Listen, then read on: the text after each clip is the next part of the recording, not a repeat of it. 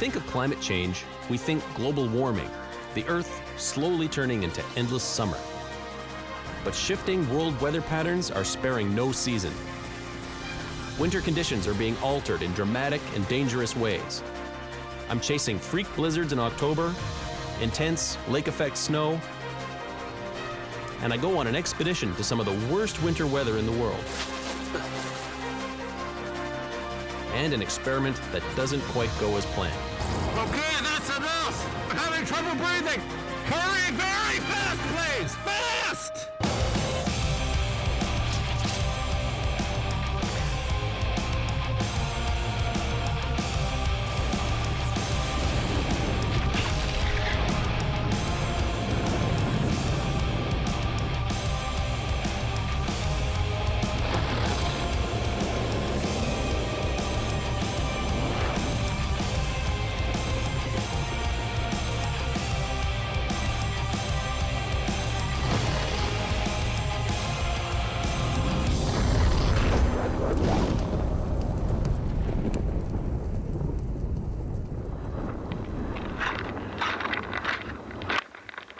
From California, you probably have never done this before.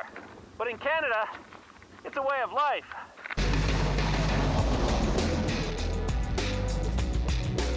In North America, we get some of the most brutal winter weather imaginable. Ice storms, huge snow squalls, and traffic-snarling blizzards. I'm chasing this winter weather with my friend Mark Robinson, a seasoned storm chaser who has seen his share of wild weather. Late in the season, Mark and I will climb Mount Washington, one of the most inhospitable winter spots in North America. Mount Washington is the highest point in the northeastern United States, and it's a really difficult climb, especially in the winter when the weather conditions get as bad as the Arctic. Now, obviously, it's not wintertime yet, but we're training. We're getting ready for this climb by going to a local ski hill, loading up our backpacks with some extra weight, and trudging up and down the hill, get those legs in shape and get ready to hit the summit. I am a little out of shape.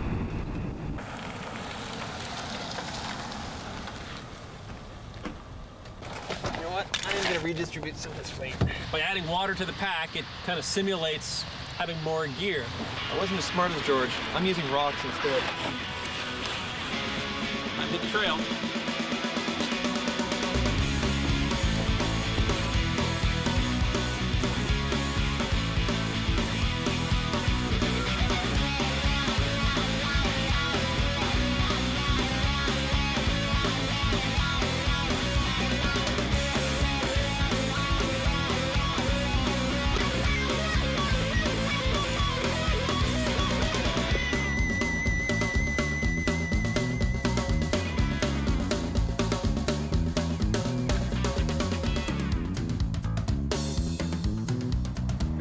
Screams, go back, get off the rock, get off the rock.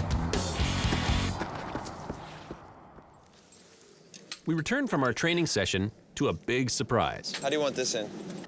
It's Friday the 13th, so that should tell you something. Not a cloud in the sky. Beautiful, great day here in Toronto.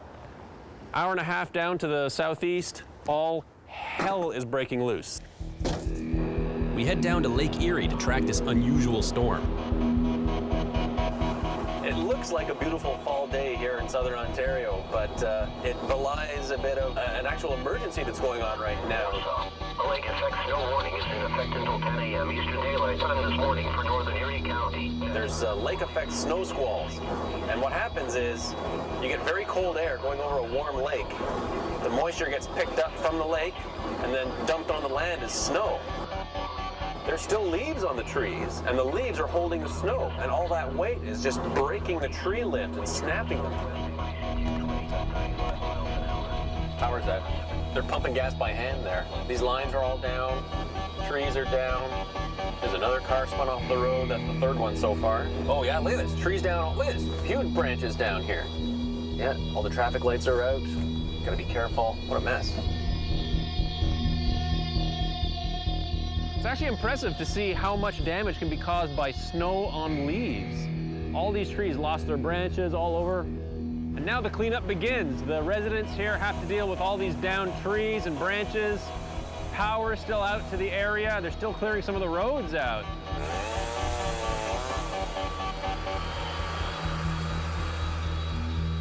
I can't believe this is October. This looks like January. No kidding. But what I love is the white snow Yeah. and the green leaves on the trees. Don't see that too often. You don't see that hardly ever.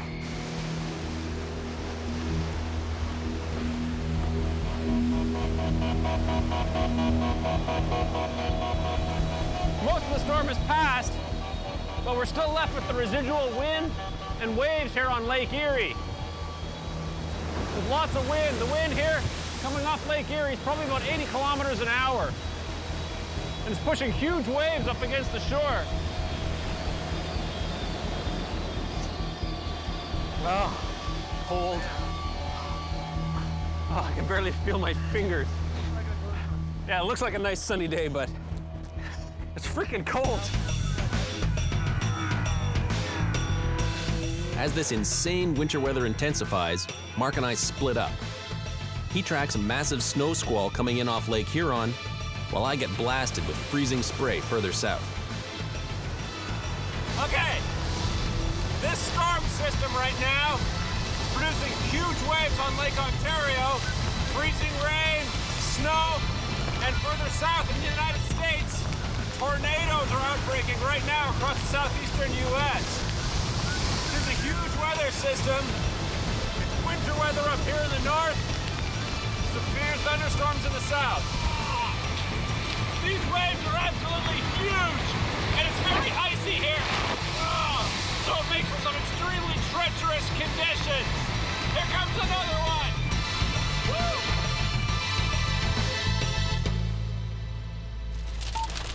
Hello? Hey, Hey, how are you? I'm driving through snow. I'm in a big grapple shower right now.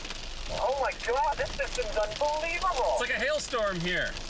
Like, oh my God, you should see how gorgeous it looks from here, though. Look at this stuff. That's grapple.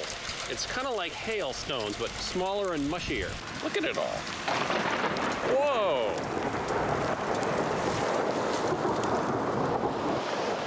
Thunder snow.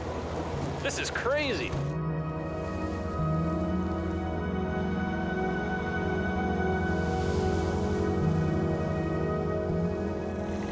I'm back in Burlington. It's absolutely incredible.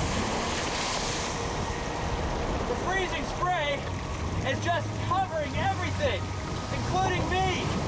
I'm very wet.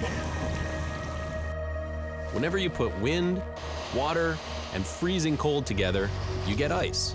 I wanted to do an experiment to see how much ice my body could stand. So I turn up the deep freeze, with some frightening results. I'm having trouble breathing!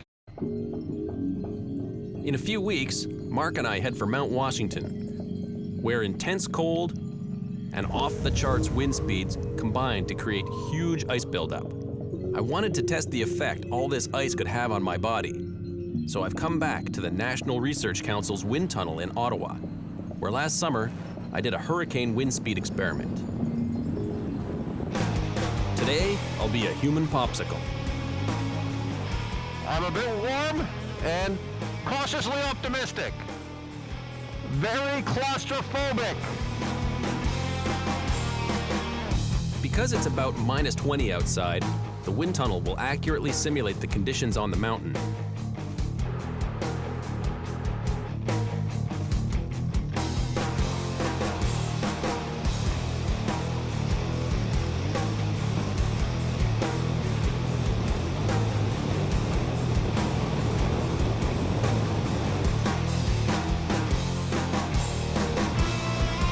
Start to ice up almost immediately.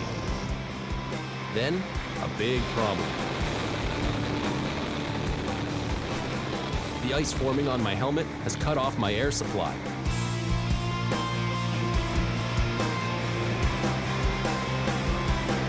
I start to panic. Holy Okay, I'm having trouble breathing. Hurry very fast, please. Fast! That's it. It's over. I need the safety crew to react quickly to get me out.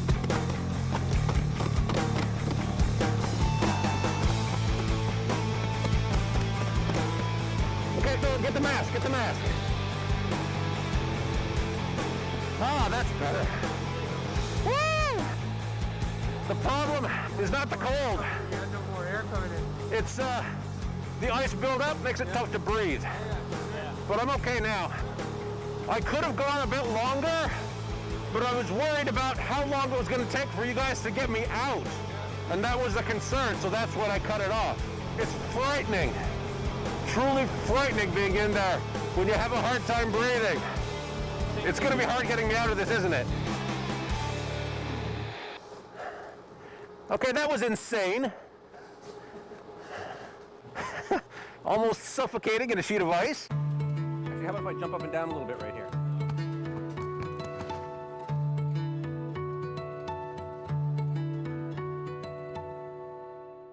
I think that's an interesting thing. This one piece will make 52 layers. Watch on mobile devices or the big screen. All for free. No subscription required. I think that's an interesting thing. This one piece will make 52 layers. Watch on mobile devices or the big screen. All for free. No subscription required. On the way back from the test center, I run into another huge squall. Literally, run into it.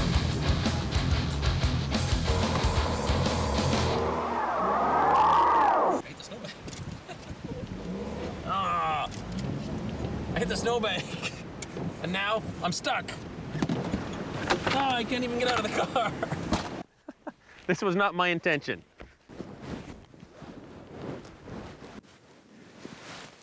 You can never underestimate winter weather. If you go out and the conditions are bad, if you're unprepared, you could get trapped maybe for days.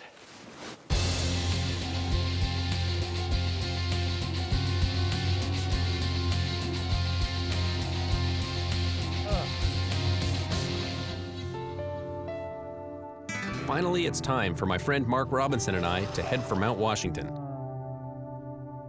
We do a preliminary survey of the summit from a neighboring ski area.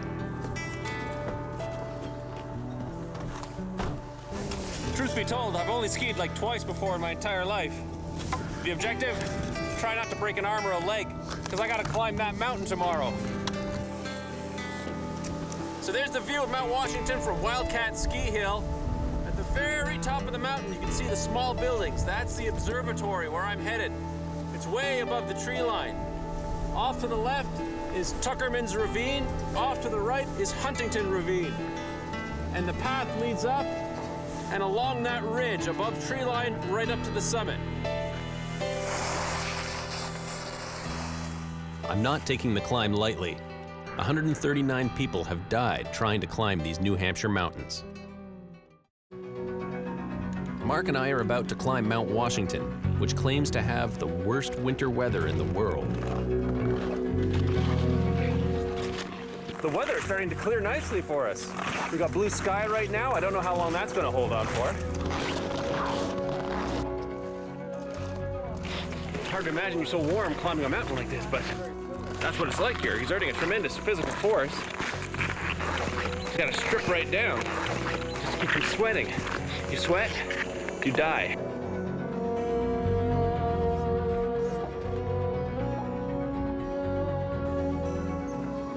How's it going so far, Mark? My glasses starting to fog up a little. My body's fogging up a little. So far, so good, though. Nice view. We still got a long ways to go.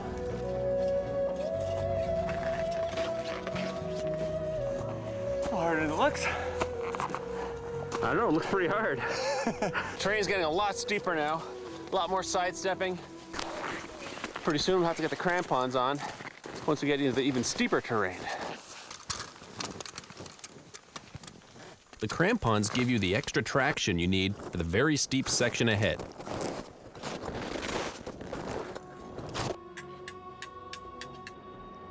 Climate change is having an effect on weather patterns everywhere. even at 6,000 feet.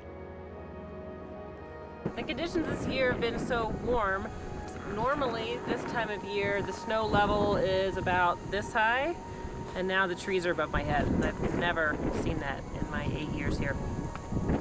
Global warming.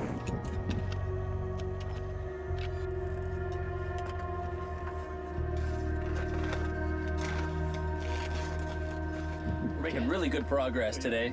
So we started off down here at Pinkham Notch. We've worked our way up to Lion's Head, which overlooks Tuckerman's Ravine. And then it's just a short ways up to the summit. The conditions are getting harsher and the climbing more dangerous. So our mountain guides give us a lesson in self-arrest techniques.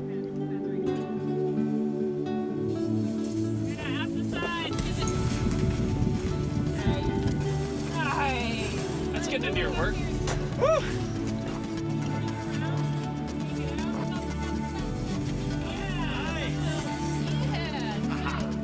Man, I was going so fast to the bottom, I didn't know which way was up.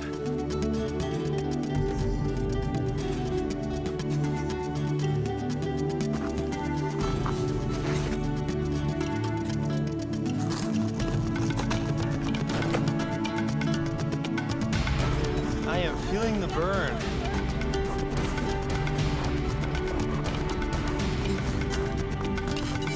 We're about 15 minutes from the summit. We are on the eastern snowfields. We are not on Lion's Head Trail. The final summit push. We're almost there. Perfect.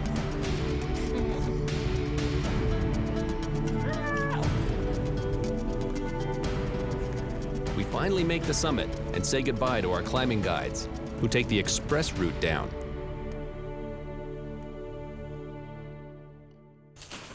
This place is like being on another planet. But the weather today is not typical.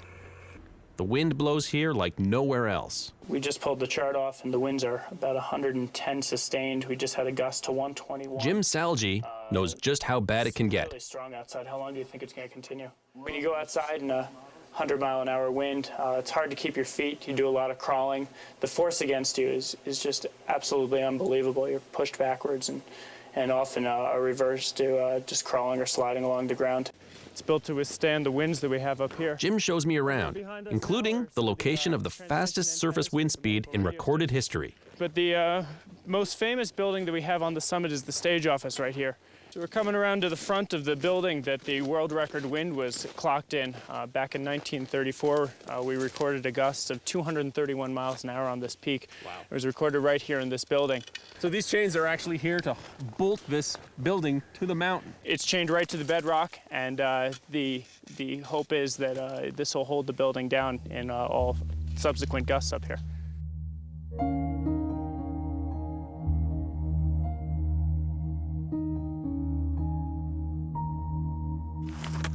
Keep walking forward. Yeah. Now look up. Oh, amazing. Isn't it cool? Talk about ice sculptures. This place is absolutely incredible. Like, look at this. I know. These delicate little, they're like feathers. How delicate is it? You breathe on it, gone. Show me. All this rime ice that's formed on all the buildings and, well, basically everything out here. The fences, the railings, the buildings. It's like these ornate ice sculptures. So explain to me how all this rime ice forms. It's everywhere. Well, this is essentially frozen fog. Fog will stay a liquid until minus 40 degrees. But as soon as it hits something up here in a 100-mile-an-hour wind, it freezes instantly. We'll get rime ice that'll grow out at 3 to 5 inches every hour. Part of the challenge up here in working the weather station is to remove this ice from the instruments to make sure it doesn't build up.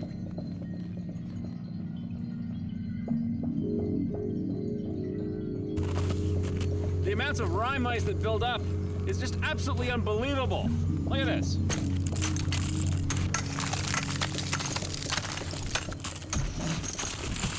Wow.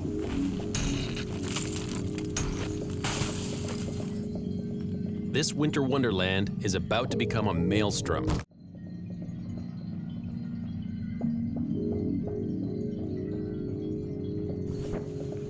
So Here's a great example of how the weather here can just change on a dime. About an hour ago, it was blue sky and sunny. Now, the clouds have moved in, we've got a lot of fog, and you can't really tell where the ground ends and the sky begins because it's nothing but white on white. You gotta watch your step.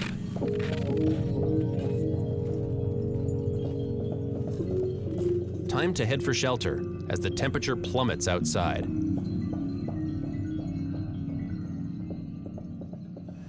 It's about 6:30 in the morning right now, and the conditions on the mountain are really deteriorating. The winds have picked up, visibility is almost nil. There's snow blowing around everywhere, and the rime ice is starting to accumulate on all the structures. So I can't wait to get out in it, but boy, it's really gonna be hard to see anything.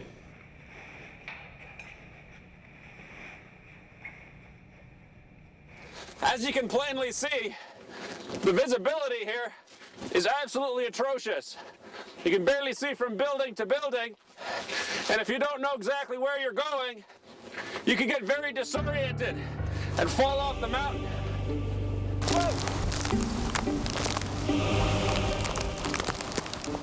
All this ice, brand new. It accumulates so quickly. We're getting tremendous gusty winds, snow, ice forming very quickly. Basically whiteout conditions. Frostbite is a serious concern right now. I'm worried about my cheeks. Yeah, I tried to be as loud. It's really windy! Get masked. Masked? Yeah, your nose starts a little white at the end. The conditions have become so bad, even I've had enough.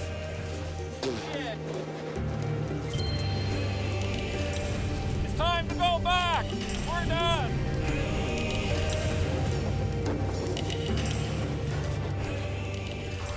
This is the Snowcat. Up here on Mount Washington, it's the only way to get here in the wintertime. Either that or hike.